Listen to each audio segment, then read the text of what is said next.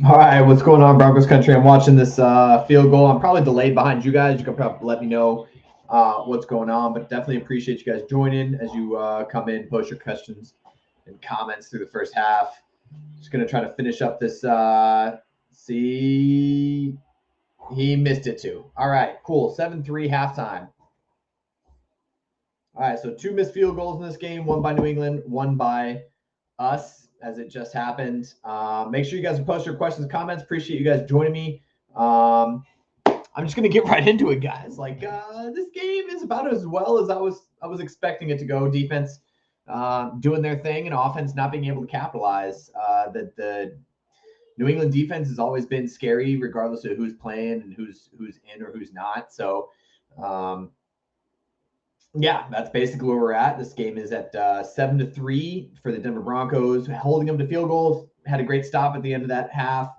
Got the ball within relative field goal position. Kind of a very long field goal that we just attempted there, but not a lot that we can do right now. That first drive, 3 runs, Javonte not being able to get in the end zone.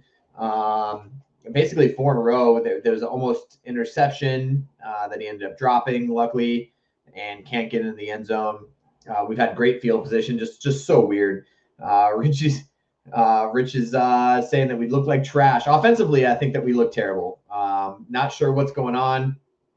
Russ is not on his game. He's not finding the open receivers. A lot of checkdowns. I feel like every single play has been checked down. We took a couple of deep shots, and they did not work. But, yeah, still 7-3, guys. We're still up at halftime. But I do feel like the offense is going to have to get some things going. Our defense is really keeping us in this game, and I think that's something that we've been doing for a while now. I think the last 5 or 6 games, our defense is the only one getting there. All right, Shane says it's good to see the Patriots losing last couple of years compared to what they were in previous. Appreciate you for losing it right now. Just want to give it to them. Appreciate them for losing right now. Andrew says weird, ugliest, so ridiculous. Yeah, we knew that their offense was going to be bad. We knew their defense was going to be good. But when we get the ball on the 6-yard line to start the game and that momentum, and we couldn't capitalize on it, it really kind of showed me what we were going to be able to see. A lot of checkdowns. Like, I'm really surprised we're not able to push the ball downfield without their number one safety in there, and their corners struggling. So interesting. Russ is struggling to read the field. Yeah, I'm with you, Richie. Like, I 100% am there. Like, I don't know why he can't read upfield. He can't read the middle. Like we talked about this in the pregame podcast. For some reason, he's not hitting the middle of the field. Every once in a while, he hits his tight end or his check down, but that's really what it is. He needs SP to tell him where to go. Yeah, Sean Payton needs to tell him basically where to throw the ball. But we talked about this. The Denver Broncos are a touchdown to check down offense right now, and I don't know if that's Russ, if that's Sean Payton, or who that is, but that's basically where we're at right now, and that's all we can really deal with. Until we can figure out how to get the ball in the middle of the field and get the ball to our playmakers. Marvin Mims with a great – I'd be remiss if I didn't talk about that punt return Marvin Mims had. Crazy, awesome punt return. Put us in great field position. We've had great field position this entire game, and we're only up by 5 points, which is I hate it. I hate all of it. We did score on that punt return, which is the touchdown we got, but getting the ball in the 6 and not being able to punch it in, it really rubs me the wrong way. Our defense still playing very well, holding them when they need to. Obviously, some penalties have helped us out.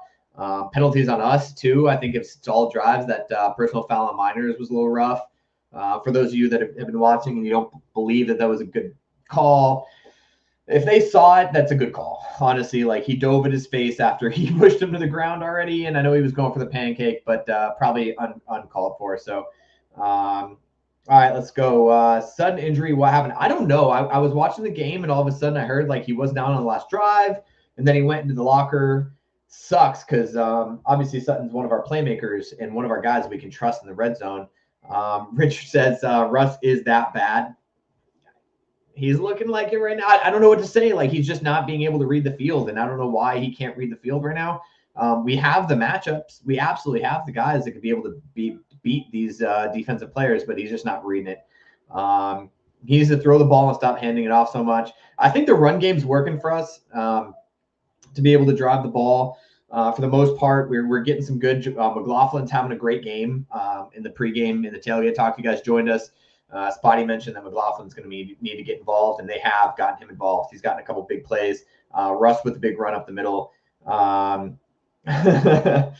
Richie says, do they make high heel cleats? I'm assuming that's for Russ. Needs some high heel cleats. Lutz, not a fan of Lutz. Yeah, I mean, that was a long field goal. He's made long field goals for us in the past, but that was very, very long. Like, hopefully we can make it. Needed it. Kellen's on the same page. Not a fan of Lutz right now, but and yeah, we were great with McManus. Yeah, and McManus made another today. I think if you guys didn't watch the Jacksonville game, obviously they lost to Tampa. Thank you, football gods. But he made a big 58-yarder today. Hard to look at this and be like, man, we could have still had McManus. I agree with you there. But that was a game. That was a kick that most kickers can't make to begin with, and he just pulled it a little bit left. Yeah, Kellen, I'm on the same page. We talked about this on the pregame podcast. We talked about it on the tailgate talk, and now with Sutton out. And I don't know how long it looks like he's questionable return. If you guys have any updates on where you think Sutton's at or what's going on, let me know, because all I got is questionable to return. They're probably going to look at him at halftime in the locker room and see what's going on. But yeah, we have to get Jerry Jeudy going. I'd love to see Marvin Mims get a couple catches and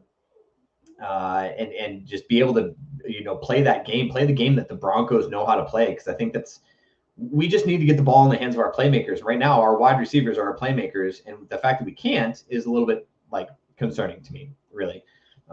So we'll see what happens with the loss of Sutton. Let's see. I'm trying to look at some stats here for you guys as we're sending in your comments. Russell's not cooking. He's cooking hot dogs tonight. Love it. Let's see. Isaac, appreciate the comment. Russ is cooking hot dogs. I don't know why he can't get going. Look, I've been a flip-flopper, and I'll say I was probably one of Russ's biggest critics, and I still am, of all the Orange Weekly crew, between honestly me and Spotty, one of Russ's biggest critics, and just the fact that he can't see the field, can't get the ball, can't push the ball downfield, definitely appreciate it. But yeah, it's looking rough, man. Russ is not looking downfield, and against this secondary, who's given up probably the most passing yards I think they're 26th in the league in passing defense, and we can't push the ball with the wide receiver room that we have, with the running back room that we have. We just can't figure it out. And yeah, we'll see what happens. Again, going back to Kellen's comment, I think we need to get these other receivers cooking, and eventually more Perrine. I agree, Mike. I think McLaughlin's playing very well in the backfield. I think getting him on the outside, throwing those sweeps, throwing the outside bubbles, getting him on the ends is really what we need. The New England defense is known for stopping the middle in between the tackles, which is why Javonte hasn't been able to get the ball in on the 6-yard line. I'm going to say this over and over again. I hate it, but on the 6-yard line, we couldn't punch in the ball. Hating it. But yeah, I think Perrine, we're interested to see him come in more. I'm interested to see what happened. Gannon, I'm not sure what happened to Sutton. If you guys know anything, I was trying to look it up earlier. All I know is that he's questionable, and I don't know what's going on with him. I think we'll probably hear as we come back into the half. I'm waiting for ESPN to update me. I got him on the speed dial on what his injury is or why he went in. They didn't even say what the injury was. It just said that he went in the locker room with an injury, and no idea what that is.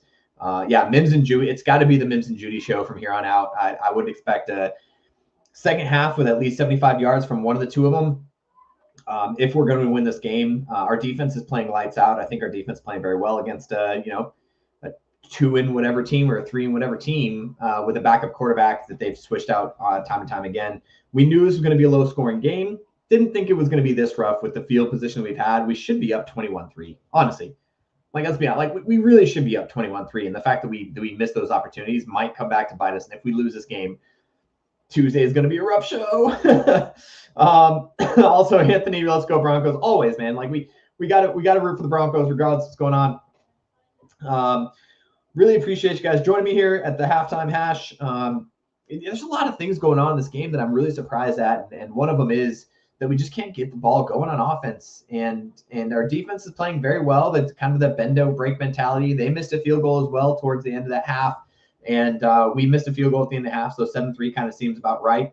But we have to come out. We get the ball at the second half, which is good.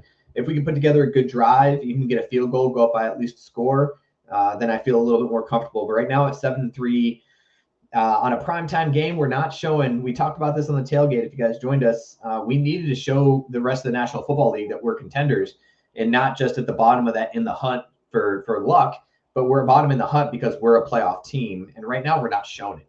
We're definitely not showing. We did show it last week against Detroit, which is definitely a playoff team. They just clinched their division.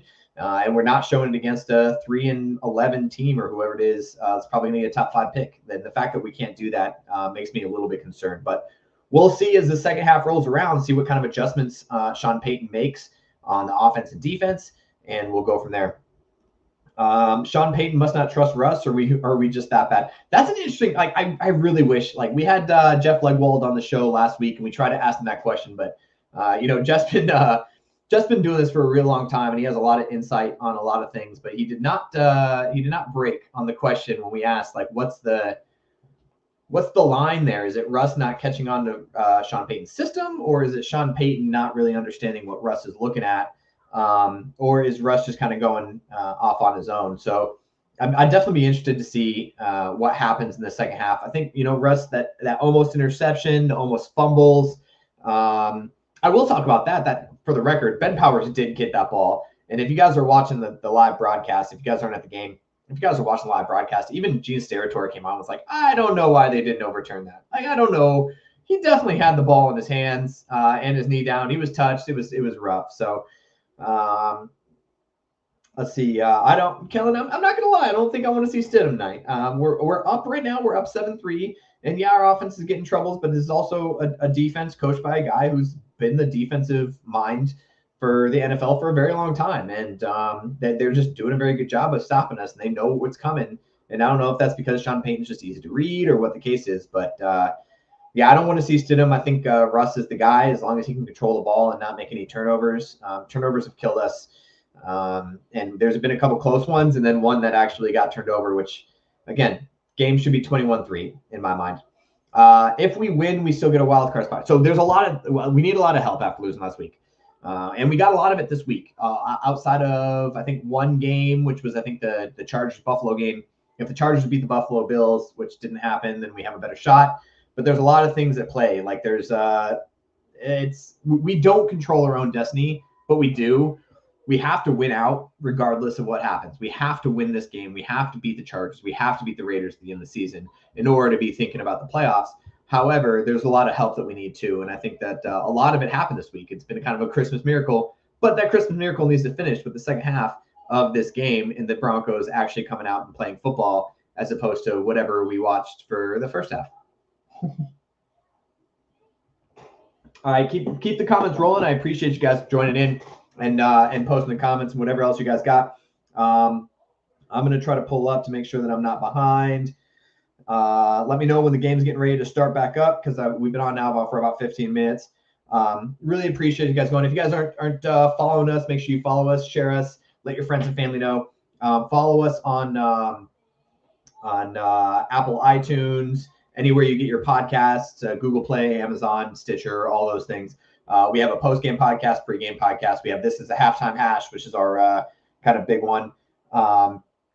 And then obviously we have our flagship show, which is on Tuesday, the Bourbon Broncos and No BS show, where there's a bunch of us that join in and we just get to talk about Broncos and what we saw from the week before and what we're expecting from the week after. So we got lots of content for you guys here at the Orange Weekly Broadcast Network. Kellen joining. Hope you got more wine. We're all going to need it. Yeah. So this isn't, everybody keeps thinking this is wine. It looks, I guess it does kind of look like a red wine, doesn't it? Yeah. I'm drinking, that's my go-to, Captain and Coke, baby. Like Captain and Coke. Got to hit the captain on them, right? Yeah, I'm going to need it for sure, though. I'm about to pour me another one. I'm going to probably finish this, pour me another one to watch the second half because I want this to be a happy second half, but at this point, I'm losing my mind and heart attacks may be coming. And Gannon had Sutton in for an 8. Hey, he might come back in the second half. I really don't know, guys. I'm looking at it. If you guys know even more, it looks like the game's kicking off. But if you guys know any more about the Sutton injury, hopefully he comes back in the second half. It looks like it's time for kickoff. So, guys, thank you guys so much for joining me. here at the Halftime Hash Orange Weekly Broadcast Network. Make sure you're following us YouTube, Instagram, Facebook, MySpace, OnlyFans, all the things, and then our podcast. So thank you guys so much. I ended off, as we always do here at Orange Weekly, with a very strong Go Broncos.